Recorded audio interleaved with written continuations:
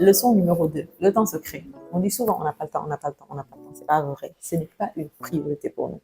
Et il faut savoir faire cette distinction. Ça revient au fait de refaire un audit de vie pour se prioriser. Donc le temps, ça se crée. Je me disais que j'avais juste le temps de faire le day-to-day, de faire ce qu'il y avait à faire là tout de suite aujourd'hui.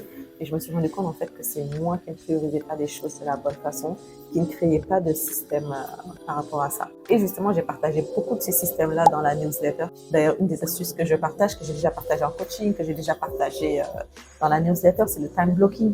Par exemple, des devoirs pour des projets à l'université. Des fois, on te donne un mois pour le faire.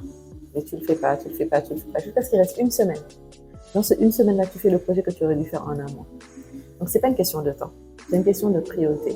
Donc, le time blocking, en fait, c'est juste de se dire, OK, cette tâche ou cette activité ou cette chose-là, je le fais entre telle période et telle période. Et ton cerveau va juste trouver le moyen de le faire. Donc, si tu te dis que, OK, je dois avoir fait telle chose, je vais le faire en 2 heures, ton cerveau va le faire en 2 heures. Si tu dis, je vais le faire en une journée, ton cerveau va le faire en une journée. Des fois, tu es en train de travailler sur une chose A, mais en même temps, tu es en train de penser à la chose B. Donc, tu fais un peu de la chose A, un peu de la chose B, un peu de la chose C, et finalement, tu n'as rien fini concrètement, mais tu as touché un peu à tout. Le time blocking permet de bloquer ça.